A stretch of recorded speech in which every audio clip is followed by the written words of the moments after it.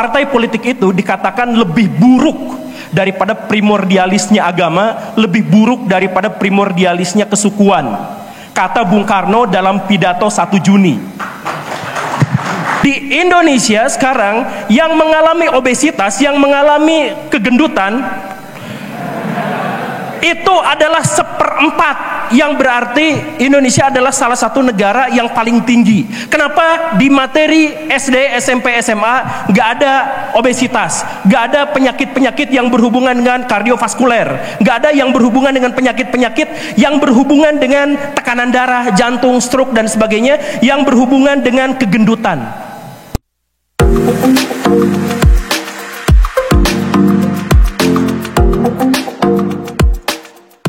Oke, pertanyaan sesi berikutnya 3 orang lagi dari sana. Saya ya, jawab, Bapak, Pak. silakan. Yang kedua, ya Bapak yang pakai belangkon, ilustrasinya Pak Jokowi. Yang ketiga, yang perempuan dari sini ada? Ibu, ya baik, 3 ya. Baik, langsung Pak.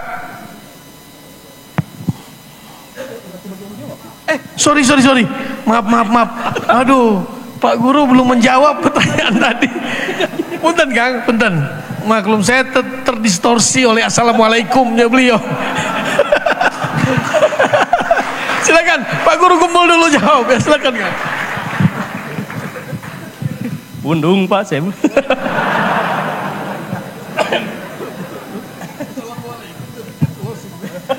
Iya, memang kalau Pak Rocky berbicara itu ada hentakan-hentakan yang membuat orang kemudian teralihkan.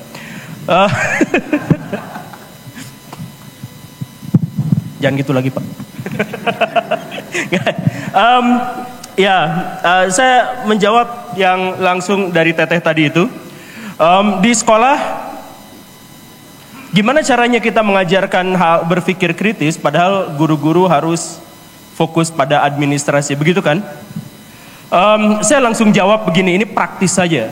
Kalau ada administrasi yang bikin nalar kritis siswa-siswa kita itu terancam, maka jangan dikerjakan administrasinya.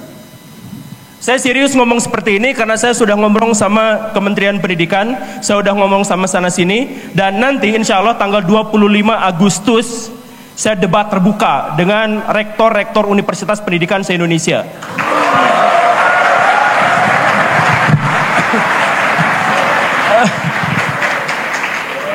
Saya pengen menekankan bahwa yang jadi masalah sebenarnya bukan bagaimana caranya agar guru bisa ngajarin berpikir kritis. Karena siswa-siswa kita itu berpikir jauh lebih kritis daripada kita sendiri. Secara alamiah manusia itu berpikir kritis. Yang membuatnya tidak berpikir kritis tadi adab, sopan santun, budaya-budaya, adanya kekuatan komunal, adanya otoritas-otoritas tertentu dan sebagainya. Nah, sepanjang kehidupan manusia dari 0 sampai 5 tahun, dia dicekoki, bahasa sosialnya tuh diberi sosialisasi, nilai-nilai moral apa segala rupa dimasukkan ke dia. Akhirnya pertanyaannya yang paling solid dan paling valid sebenarnya bukan bagaimana caranya ngajarin anak kritis, karena dia lebih kritis daripada kita. Pertanyaan yang benar adalah bagaimana caranya agar kita tidak menghalangi anak-anak kita untuk berpikir kritis. Itu yang utamanya.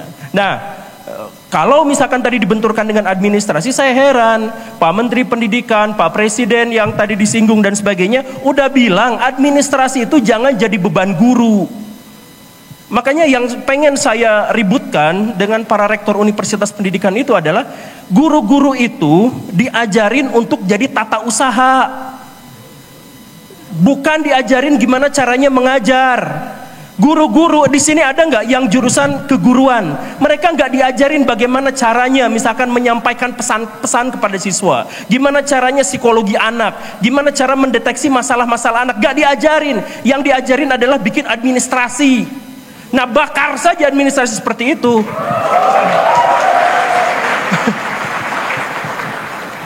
Ini pengalaman pribadi ya. Saya sebagai guru, saya disuruh sama satu sekolah bikin administrasi.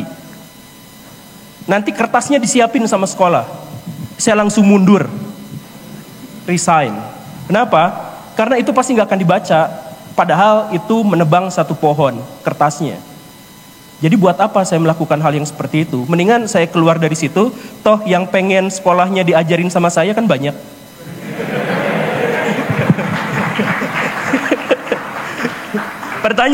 Pertanyaan yang lainnya, adab itu bagaimana? Kan kalau misalkan kita berpikir kritis, kita akan berbenturan dengan adab. Adab itu apa? Adab itu adalah temennya atau, jadi sebenarnya para antropolog sampai sekarang itu masih memperdebatkan apakah peradaban dengan kebudayaan itu satu atau berbeda gitu. Kebanyakan orang-orang antropolog di Indonesia itu mengatakan bahwa kebudayaan dengan peradaban itu sama, setara. Jadi peradaban yang awal katanya adab itu sama dengan kebudayaan. Jadi apa yang dimaksud dengan kebudayaan atau peradaban? Itu adalah hasil cipta karya karsa dari sebuah masyarakat.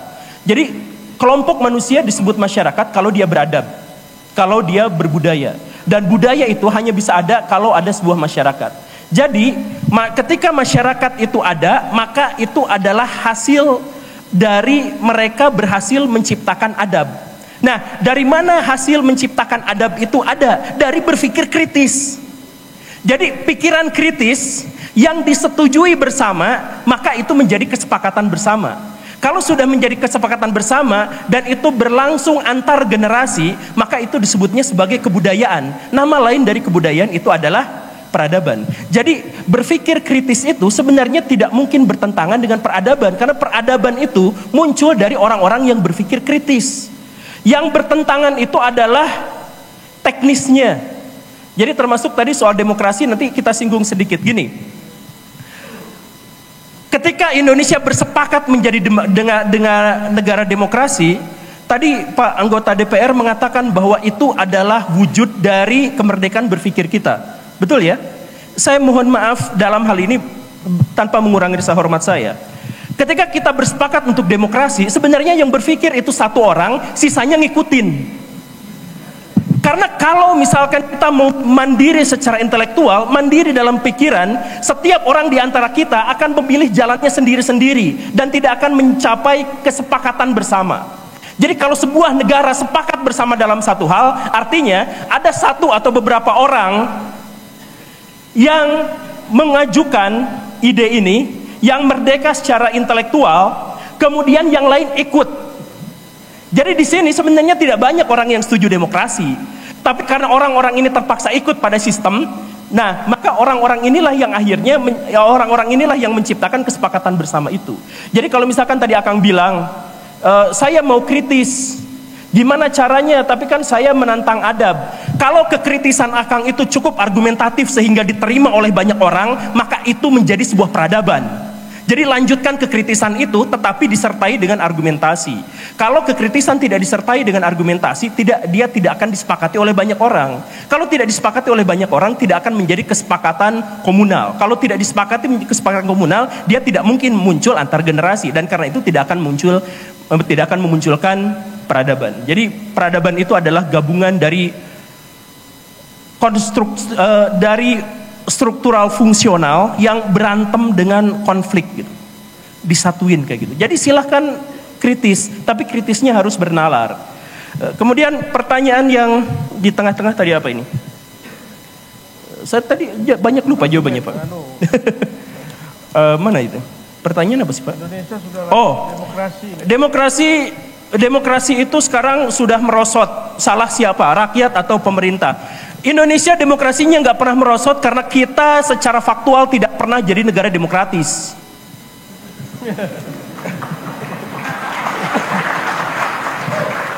Kita jadi negara demokratis itu karena kita punya anggota dewan, karena kita ngadain pemilu, karena hal-hal yang formalitas seperti itu. Yang kata Teteh bilang itu administrasinya kita demokrasi. Tapi kalau misalkan saya merujuk pada, kalau dalam hal ini saya harus merujuk karena takut disomasi. Kata Pak Jeffrey Winters misalkan, dia mengatakan bahwa demokrasi kita itu semu. Jadi ketika yang dipilihnya itu saja, dari pihak itu saja, bahkan dari keluarga yang itu saja, yang menunjukkan bahwa kita itu belum berdemokrasi sampai sejauh ini. gitu. Jadi kalau misalkan dikatakan indeks demokrasi kita itu merosot dari tahun ke tahun, sebenarnya surveinya salah. Karena kita sampai sejauh ini belum berdemokrasi dengan semestinya demokrasi gitu. Jadi apakah yang salah itu adalah rakyat dan atau pemerintah? Kemudian ada kelanjutannya. Tadi kan pertanyaannya apakah Indonesia sudah cocok dengan demokrasi? Bung Karno itu nggak setuju dengan demokrasi. Kalau Bung Karno punya kesempatan, dia pengen mengubur seluruh partai-partai politik. Partai politik itu dikatakan lebih buruk daripada primordialisnya agama, lebih buruk daripada primordialisnya kesukuan. Kata Bung Karno dalam pidato 1 Juni. Pak Harto gak setuju juga dengan demokrasi. Tapi saya dibiayai sama pemerintah Amerika Serikat, gimana caranya? Jadi Pak Harto itu nggak mau menerapkan demokrasi di Indonesia, tapi dia itu dibiayai, disponsori Amerika Serikat yang sangat demokrasi. Jadi gimana caranya? Dia bikin demokrasi palsu. Diadain orskospol namanya Golkar, kemudian ada partai-partai politik yang sebenarnya sepenuhnya diberangus sama dia. Jadilah lapor ke Amerika Serikat, kita demokrasi, padahal di dalamnya otoritarian. Apakah sekarang kita setelah Bung Karno dan Pak Harto kita demokrasi? Demokrasi itu ditandai oleh pemimpin yang dipilih rakyat. Betul? Kita memilih pemimpin tidak? Tidak. Pemimpin-pemimpin itu merekayasa publik dengan media massa, dengan tokoh-tokoh, dengan ahli survei untuk melegitimasi kekuasaannya. Jadi orang-orang besar, pemimpin-pemimpin besar merekayasa kita. Yang satu ayo nyoblos Ganjar dengan partai politik ini, ayo nyoblos Anies dengan partai ini dan sebagainya, dan kita akhirnya ikutan. Makanya mereka selalu bilang, nanti targetnya di Banten perolehan suara kami adalah sekian persen, nanti di sini perolehan suaranya sekian persen. Artinya rakyat itu adalah objek, bukan memilih, tapi rakyat diperebutkan suaranya untuk mendapatkan legitimasi kekuasaan. Karena apa? Kalau sudah berkuasa itu, kepanjangan ngomongnya, lanjut aja. Iya. Lanjut nanti. Iya. Lanjut sesi Bapak yang tadi ya. Yang tadi sudah kita atur. Satu, yang kedua mana tadi saya lupa. Ibu yang ketiga ya. Yang kedua kamu ya. Oke. Halo, selamat siang menjelang sore. Saya Mang Akli dari Bandung Utara, Cimbuluit. Kami punya sedikit pergerakan di bantaran Sungai Cikapundung, namanya Kampung Cibarani. Kami berupaya pemberdayaan masyarakat dan edukasi mengenai environmental ya, lebih kepada edukasi mengenai lingkungan. Pertanyaan besar kami selama pergerakan sejak 2020 itu pemerintah tampaknya tidak serius mengenai lingkungan ya. Banyak hal terjadi setiap hari, kerusakan di mana-mana. Hari ini tanggal 27 Juli adalah Hari Sungai Nasional. Dan sejak tahun 80, saya mungkin masih berusia kecil, itu sungai di Indonesia sudah sangat sekarat. Apalagi hari ini, banyak mikroplastik, banyak produk-produk sasetan sudah bersebar di mana-mana, di seluruh penjuru Indonesia, di sungai terkecil sekalipun. Ekspedisi Sungai Nusantara yang terakhir dilakukan oleh kawan dari Gresik, itu sudah dapat disimpulkan kita adalah penyumbang dan perusak lingkungan terhebat di dunia. Salah satunya. Pertanyaannya, serius nggak pemerintah gitu? Pemerintah yang mana yang betul-betul akan dianggap peduli, punya ethics of care gitu, punya environmental ethic, punya pemikiran yang betul-betul bisa diaktualisasikan, misalkan dengan mengurangi emisi itu bagaimana cara strateginya, apakah betul emisi itu benar-benar mengganggu begitu, pemanasan global. Banyak juga orang-orang skeptis begitu ya, laporan IPCC juga diabaikan begitu. Ini terjadi juga di bawah, terjadi juga termasuk di masyarakat. Artinya mereka juga tidak difasilitasi oleh pemerintah barangkali ya, buang tinja itu langsung ke sungai. Kalau dulu barangkali open defecation itu orang cuma jongkok aja gitu ya di atas batu di sungai. Sekarang nggak begitu, termasuk di kota. corong-corong pipa-pipa PVC itu menjorok ke sungai, itu kita tidak tahu siapa pelakunya dan pemerintah, dan kita juga diam gitu loh. Apa yang harus kita lakukan sama-sama? Mungkin itu aja. Terima kasih. Ya. Yang kedua, ini kayaknya perwakilan Pak Jokowi ini. Sudah pakai belangkon. Selamat siang. Pertama, perkenalkan nama saya Aditya Arya Nurkusumo. Saya mahasiswa UIN Jakarta. Ini tentang merdeka intelektual. Sebagai mahasiswa kita itu kadang berpikir itu monoperspektif. Di kampus itu kita dibagi fakultas-fakultas, prodi-prodi gitu. Seolah-olah mahasiswa fisika itu hanya boleh berbicara fisika. Mahasiswa kedokteran hanya boleh berbicara kedokteran. Mahasiswa ekonomi hanya bisa berbicara ekonomi gitu. Kita tidak pernah diajarkan bagaimana cara berpikir interdisipliner. Kita tidak pernah diajarkan bagaimana cara berpikir transdisipliner. Kita itu mengalami kejumutan berpikir dan juga stagnasi metodologi. Nah, bagaimana cara kita sebagai mahasiswa itu ketika membedah sebuah masalah, cara berpikir kita itu harus interdisipliner atau bahkan transdisipliner. Karena itu tadi kita itu sudah otomatis cara berpikir kita itu monoperspektif begitu. Itu yang pertama. Yang kedua, apakah masalah merdeka berpikir ini ada kaitannya dengan teologi? Saya ambil contoh di Islam. Di Islam itu ada berbagai macam teologi seperti Khawarij, ada Murji'ah, ada Mu'tazilah, ada Asy'ariyah atau ada Maturidiyah. Apakah ketika kita memilih salah satu teologi itu menghambat kita dalam merdeka berpikir? Padahal di dalam Islam itu ada yang disebut dengan teologi Mu'tazilah yang itu menginginkan adanya free will dan free act gitu. Jadi dulu ketika zaman keemasan Islam, apakah merdeka berpikir itu dipengaruhi oleh teologi? Pertanyaan ketiga.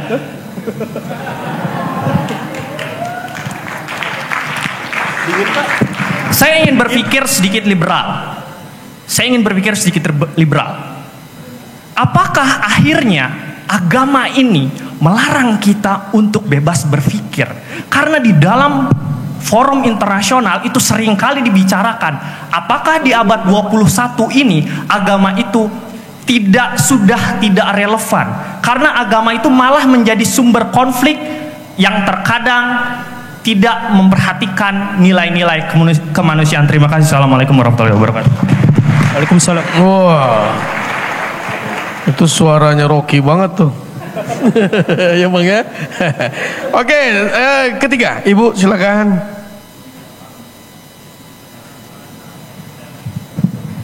Assalamualaikum warahmatullahi wabarakatuh.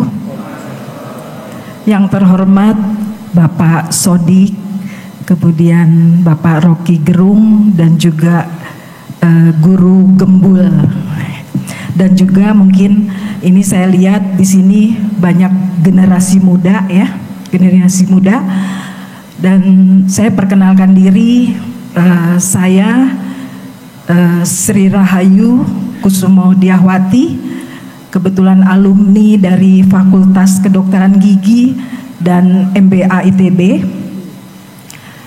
Sebetulnya selama ini saya tidak mengamati politik, tetapi kali ini karena saya juga ikut memperhatikan, mungkin memang betul segala sesuatu itu untuk negara Indonesia ini memerlukan demokrasi.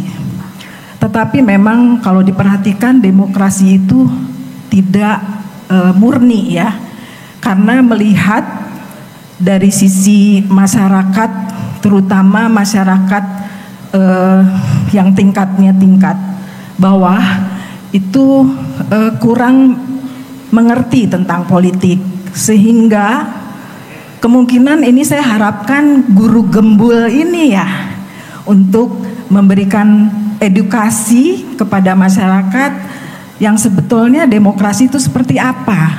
Tujuannya adalah untuk mendapatkan pemimpin-pemimpin kita, negeri Indonesia ini ke depan untuk lebih baik lagi. Jangan sampai memilih atau pemimpin-pemimpin itu yang tidak kreatif ya, tidak, ya maksud saya bagaimana Indonesia ini maju ke depan. Dan di sini memang saya lihat generasi muda semua yang nanti ke depan akan memimpin negara kita. Jadi kami menghimbau, saya menghimbau ya, bahwa generasi muda ini untuk berpikir lebih cerdas ya, bagaimana negeri Indonesia ini akan lebih maju dan betul-betul demokrasi itu dijalankan dengan sebaik-baiknya dan cerdas dan berdasarkan ilmu yang memang dapat memberikan solusi Indonesia ini menjadi negara yang terus maju ke depan. Terima kasih. Baik. Assalamualaikum warahmatullahi wabarakatuh. Terima kasih. Waalaikumsalam. Himbauan dan harapan Ibu ya. Baik, Mang Akri terima kasih. Saya mendukung orang aktivis lingkungan. Kita harus ada gerakan menjaga lingkungan negara kita. Baik, untuk jawaban pertama akan disampaikan oleh Rocky Gerung dari Guru Gembul dari ketiga pertanyaan tadi. Tolong Akang jawab agak panjang karena saya mau ke toilet dulu Kang. Kira-kira saya kembali udah beres. Siap. Ya, silakan Kang. Oke, saya juga benar-benar mengapresiasi kepada Akang tadi yang aktivis lingkungan. Biasanya aktivis memang badannya tipis, kalau saya tebal. Tapi gini Kang, terkait dengan kesadaran masyarakat Indonesia yang memang sangat rendah terkait dengan lingkungan, saya sudah jelaskan di banyak sekali kesempatan. Ya kita memang lemah kesadarannya dalam hal itu. Tetapi poinnya di sini, karena di sini ada Pak Rocky, kemudian ada Pak Sodik, saya pengen sampaikan begini. Fokus kita, kritik kita memang dalam hal ini diarahkan itu kepada pemerintah. Kenapa pemerintah tidak bisa mengatasi masalah-masalah seperti ini? Semestinya pemerintah memberikan edukasi kepada rakyat. Tapi, nah ini balik lagi. Semua hal yang berhubungan dengan Indonesia, ketika digerakkan, dia gerakannya dengan cara formalitas saja. Formalitas doang gitu, ujung-ujungnya di situ. Saya kan kemarin ngobrol, dan ini juga pernah saya sampaikan. Ketika kita pernah sekolah ya, kita diajarin tentang peredaran darah katak. Padahal itu nggak penting dan nggak guna dan nggak relevan buat kehidupan kita. Kan kita nanti ke depannya apakah jadi dokter hewan juga kita nggak akan bahas peredaran darah katak, kecuali kita jadi ilmuwan. Dan kalau kita jadi ilmuwan, kita nggak akan belajar itu di sekolah. Jadi pelajaran di sekolah itu nggak relevan. Yang relevan itu apa? Misalkan di Indonesia sekarang yang mengalami obesitas, yang mengalami kegendutan itu adalah 1/4, yang berarti Indonesia adalah salah satu negara yang paling tinggi. Kenapa di materi SD, SMP, SMA nggak ada obesitas, nggak ada penyakit-penyakit yang berhubungan dengan kardiovaskuler, nggak ada yang berhubungan dengan penyakit-penyakit yang berhubungan dengan tekanan darah, jantung, stroke dan sebagainya, yang berhubungan dengan kegendutan. Jadi materi-materi yang nggak penting, peredaran darah katak, dibahas di sekolah. Materi yang sangat penting buat kita gak dibahas. Nah, lingkungan hidup itu sangat relevan buat kita, gak dibahas di sekolah, gak dibahas di mana-mana. Nah, ini yang menjadi masalah kita. Kenapa seperti itu? Ya karena kita tuh masih sepenuhnya itu formalitas, terikat pada administrasi, terikat pada nilai-nilai dan sebagainya. Sekarang gini, saya kemarin ngobrol sama Greenpeace yang ngomongin soal lingkungan-lingkungan itu. Kemudian saya ngomong, hayu atuh kita mediasi dengan pemerintah gini. Iya, mereka jadi pesimis gitu. Ya karena nanti birokrasinya harus begini dan sebagainya, dan akhirnya enggak. Dan kemarin saya ngobrol sama pejabat publik, saya nggak akan sebutkan namanya, tapi dia bilang gini, kenapa ya program-program pemerintah, kalau pemerintah yang bikin itu nggak seru. Bikin iklan pun kalau iklannya pemerintah pasti garing. Bener gak sih? Kenapa sih kami tuh para birokrat, para pejabat terkungkung gitu pada Gak tahu pada formalitas atau apa. Makanya kemudian mereka sekarang punya program. Saya diundang, siapa diundang untuk jadi apa? Jadi pembicara. Karena apa? Karena kalau pengamat-pengamat, influencer dan sebagainya ternyata bisa menyampaikan lebih akurat ke masyarakat. Mereka bingung, kenapa ya kalau kami para pejabat gak bisa kayak gitu gitu. Ya saya nggak ngomong ke dia karena nanti akan menyinggung. Tapi jawaban saya adalah karena terlalu formalitas, segala sesuatu itu dikait-kaitan dengan formalitas. Kalau misalkan kita mau bikin aja sketsa kecil, analisis SWOT gitu. Masalah di Indonesia apa? Itu bisa kita poinnya ke situ. Tapi masalah korupsi kita nggak selesai, masalah lingkungan hidup kita nggak selesai, masalah pemberdayaan manusia nggak selesai, pendidikan kita gagal dan sebagainya. Karena apa? Karena yang paling dipentingkan itu adalah pelaporan-pelaporan. Makanya tiap tahun pejabat-pejabat kita itu bingung di akhir tahun doang karena mereka harus melaporkan ke atasan bahwa mereka sudah mengeluarkan anggaran sekian-sekian. Maka mereka rapat di hotel-hotel yang mewah, bikin apa segala rupa. Kenapa itu nggak dari awal? Jadi ini juga sebenarnya nggak nyalahin sama pejabat-pejabat itu, karena itu juga hasil produk budaya, hasil produk dari generasi itu. Jadi mari kita sama-sama untuk bergerak. Akang tadi yang ahli lingkungan, yang aktivis lingkungan itu, Kang, kalau mau podcast sama saya, hayu kita sama-sama. Akang itu, hayu kita sosialisasikan. Karena pemerintah tidak bisa menangani ini, ayo kita sosialisasikan tentang bagaimana caranya memperlakukan lingkungan kita dengan sebaik-baiknya. Nuhun Kang. Kemudian pertanyaan dari Akang, dari UIN yang tadi itu. Yang mana yang tadi ya? Ibu Himbauan. Oh, Ibu. Himbauan. Yang pertanyaan tadi yang soal monoperspektif. Oh iya, yang monoperspektif. Teologi, apakah agama? Oh iya, kita itu biasa diajarin berpikir secara monoperspektif karena ada orang yang hanya belajar ini saja, ada orang yang ingin belajar itu saja. Begitu pertanyaannya ya. Nah, kenapa begitu? Karena kampus-kampus universitas itu dirancang agar lulusannya mudah dapat kerja. Karena dapat kerja, maka dia harus terspesialisasi. Karena dia harus terspesialisasi, dia hanya fokus pada satu hal. Jadi itu alasan sederhananya. Tapi kalau misalkan Akang mau mendapatkan multi perspektif, jangan pernah menggantungkan harapan pada pihak lain. Kalau misalkan Akang sekolah di UIN, jangan pernah berharap bahwa UIN itu akan memberikan kepada Akang pencerahan. Karena disitulah belenggu terbesarnya. Kalau misalkan Akang pengen dapat pencerahan, pengen dapat multi perspektif dan sebagainya, mulai dari diri sendiri, cari caranya sendiri. Karena kalau misalkan dari sana susah. Kemudian kan dalam Islam itu ada bermacam-macam teologi. Ada Mu'tazilah, ada Khawarij, ada Murji'ah dan sebagainya. Ada Sunni, ada Syiah dan sebagainya. Saya pernah dibully ketika mengatakan Sunni Syiah itu dua-duanya bid'ah. Itu produk budaya. Di dalam Quran, di dalam hadis gak pernah ada yang namanya Syiah, gak pernah ada yang namanya Ahlus Sunnah wal Jamaah, itu gak ada. Itu adalah produk budaya. Jadi kalau misalkan Akang mau terkungkung di situ gak apa-apa. Akang mau lepas dari itu juga gak akan dosa. Itu adalah produk budaya.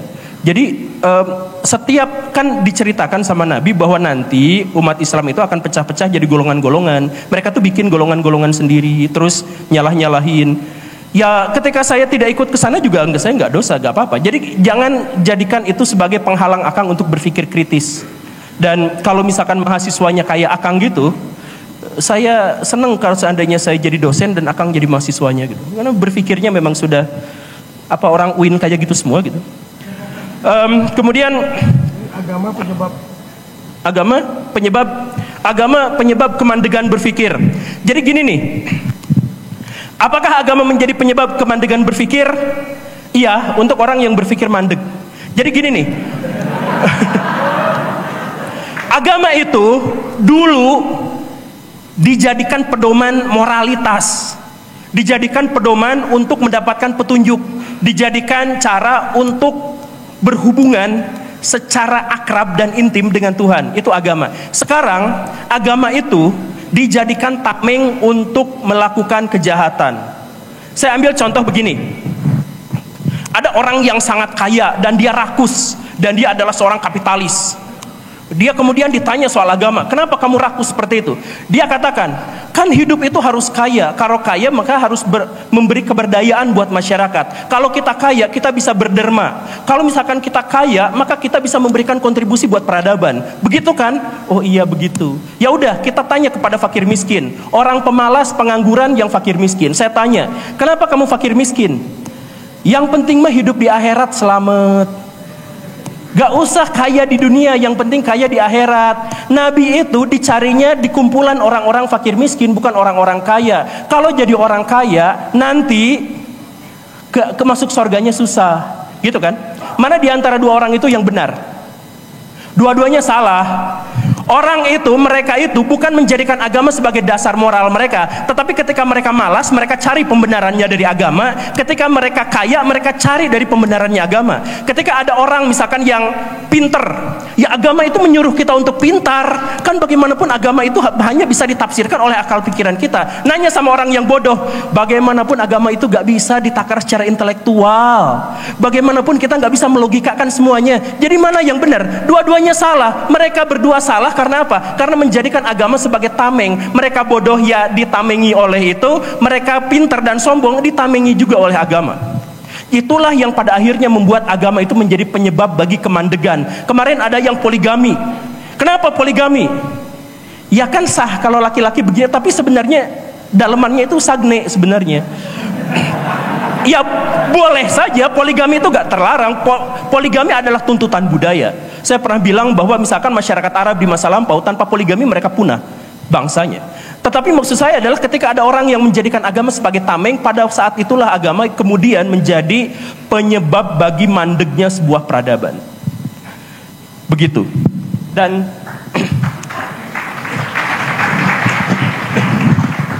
makanya kalau mau beragama, beragamalah.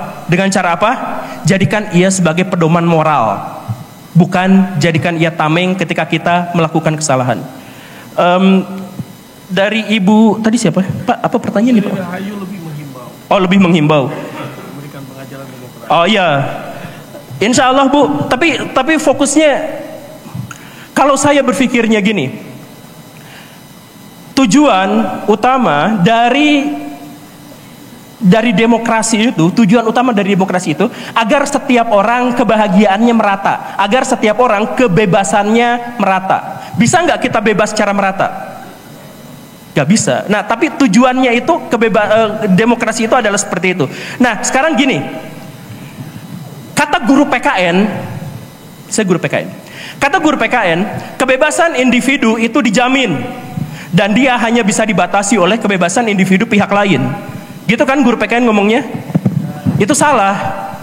Kebebasan individu itu dibatasi oleh akses dia terhadap kekuasaan dan uang. Kalau dia kaya, kalau dia dekat ke kekuasaan, maka kebebasannya semakin besar. Bahkan ketika dia nginjek-nginjek kebebasan pihak lain, dia tetap akan bebas dan tidak diapa-apain. Faktanya gitu. Nah, di negara demokrasi, ketika ngadain pemilu, orang-orang besar itu berupaya untuk mendapatkan klaim kebebasan sebesar-besarnya itu dengan mendapatkan kekuasaan dan akses terhadap ekonomi. Itu pikiran paling negatifnya ya, pikiran paling negatifnya. Nah, bagaimana caranya? Bagaimana agar positif itu? Nah, ketika si orang-orang sudah mencapai kebebasan yang tanpa batas itu karena dia memiliki akses kekuasaan dan ekonomi, maka di negara demokrasi dia berkewajiban untuk memperjuangkan kebebasan dari orang-orang di bawahnya. Itu esensi dari demokrasi. Kalau kita sekarang tidak seperti itu, kita baru sampai mengantarkan orang supaya bebas melakukan apapun. Pas sudah sampai di atas, dia bebas melakukan apapun, dia lupa sama kita. Tapi ya itu mah di negara itu ya. Takut. Terima kasih. Ternyata guru gembul takut juga ya.